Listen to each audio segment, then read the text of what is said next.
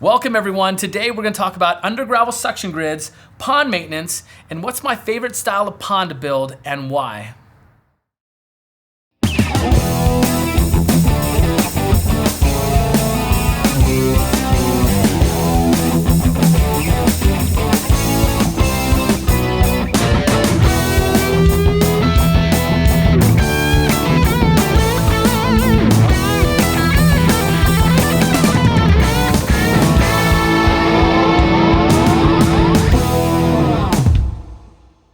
At a recent construction seminar, I ran into an old friend of mine from Ireland, and he wanted to ask me a question. I said, wait, don't move. Let's get this on film and we'll bring it to the show. So the first question is from Gerard Tue. Let's hear it.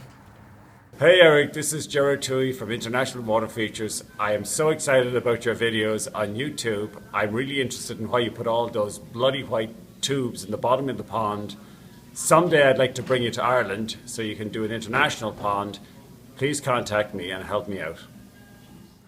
Thanks, Jerry. That's funny. I had a good time with Jerry when we were out at that pond construction seminar.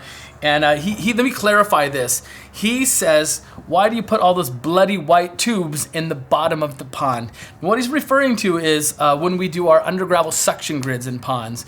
And first, let me just step back for a second and tell you that Jerry is an amazing pond builder. He's in Ireland as I'm doing the show right now, but he stays in Pennsylvania a lot, and he does fantastic work. You'll have to look up some of his stuff on Facebook and check him out and tell him I told you to check him out because he does really good stuff. So he wanted to know why I was putting all the bloody white tubes in the bottom of the pond, and that construction style is an under gravel suction grid, and that's when we make the floor of the pond into a giant filter. Now, an ecosystem pond, you put the rocks and the gravel in there, and then annually you need to drain the pond down and clean up all the gravel, right? You clean the gravel, rinse it out, and then fill it with new water.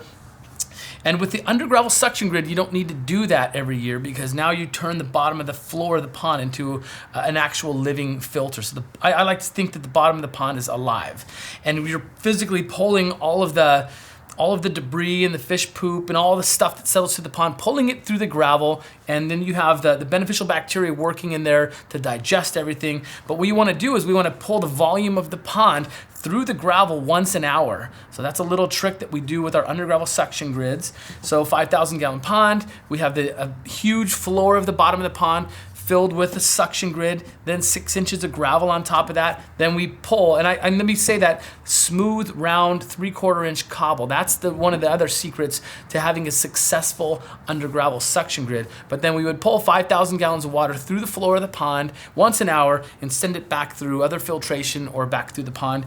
And it's just a cool construction style that I think is a really good solution to the person who doesn't want to drain their pond every year but still want a natural look. So it's a fun pond to build. I want to talk about pond maintenance next. I have a question from Richard0360, and that's probably a 0 if you want to look him up. Richard0360 from Twitter. And he says, hey, when I'm maintaining the pond in the spring, I take all my fish out of the pond, I drain it, I put fresh new water in, and then when I put the fish back into the pond, the temperature's different. So what do you feel about that? And this is really important question to me. In California, we only do spring pond clean out drainings of the pond in a very specific time of the year. We only do it in the spring. We do it from, say, March 15th. That's really a sweet spot for California, for our construction team. March 15th, not March 1st, not February 2nd.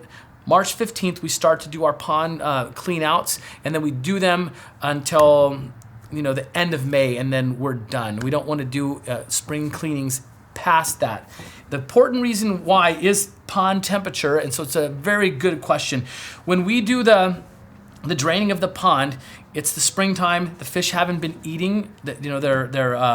So their metabolism is still slow. You collect the fish out, and you're not putting them in a tank. If they've been eating, then let's say it's summertime. They've been eating like crazy. You put them in a small holding tank while you're cleaning the pond. Then they're expelling waste, and it makes the water quality dangerous for them in there.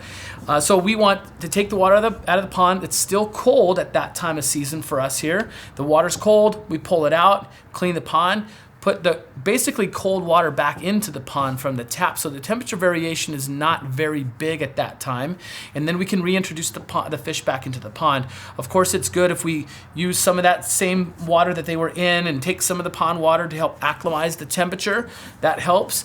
But this is one of the reasons why we won't do spring pond cleanings in the summer, because the temperature fluctuation is way too much, and it's very dangerous for the fish to do that. So that's one of the things. I get in trouble sometimes because people get upset because I won't clean their pond in August or June or September. They get upset, but I just tell them it's very specific why, and that is the reason why. In other parts of the country, I'm not sure how it works. It's probably later in New Jersey. You don't want to drain the pond too early because it's still snowing, on the first day of spring. This year it was still snowing out in that area. So, but for us, that's very important to us to do it at that certain time of year for that exact reason. So take precaution when you do that. Do it at the time of year where the water temperature out in the pond is very similar to the water that's coming out of the tap, if that helps. The last question I have here is from Benjamin Timmermans of Liquid Landscapes Incorporated out of Asheville, North Carolina. He wants to know what's my favorite style of pond and what's my favorite style of pond to build. So first, let me tell you, Benjamin Ash is he's an awesome pond builder. He does a lot of pondless waterfalls. He lives in the mountains, and he wants to do more koi ponds, but he says every property that he goes to, he has these slopes.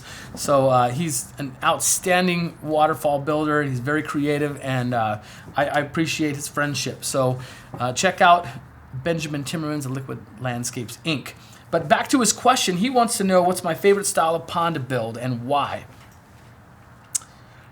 You probably want to know, is it an ecosystem pond? Is it a koi pond? Is it a hybrid pond, water garden? What is it?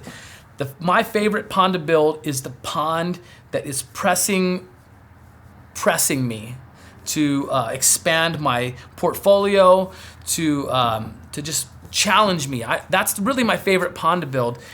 Whether it's an ecosystem pond or a koi pond, if I'm being challenged, I just want to eat it up, and I just want it to be better because it just helps me grow, and that's really what's important to me. But if you really want to know my favorite type of pond, it's probably leaning towards a koi pond, and the reason is, and I have several ecosystem ponds at my place right now. I don't have like my perfect koi pond at my house as I'm filming this right now, but my favorite is probably the koi pond because I'm so into fish. When I see fish, I frozen in my tracks. So I really want, koi ponds is probably my favorite pond to build just because of my total fascination with them. So I'm gonna end the question of the day with a crazy story first, okay? I remember I went to this property at one point, and I heard a story from the lady. She says she was inside the house, and she was drinking her coffee, and her dog was going crazy out by the swimming pool, barking at the pool. And she tells me that usually when that happens, it means there's either a rat in the pool or a gopher that got in the pool, and the dog is going nuts. So she's like, oh, I gotta go handle this. She sets down her coffee. She goes outside. She looks into the swimming pool, and there's a koi fish swimming in the swimming pool. Dog's going crazy. She's like, good thing she set her coffee down. She probably would have dropped it. So let me explain this to you. Her swimming pool is here. It's a very large swimming pool. There's about a 6-foot pathway, the deck on the swimming pool, and then there's a raised pond about 18 to 24 inches above grade, and the pond's over there, 6 feet away from the swimming pool. And so she went and got a net. She caught the fish, put it back in the pond, and I'm glad to tell you that the koi is still okay.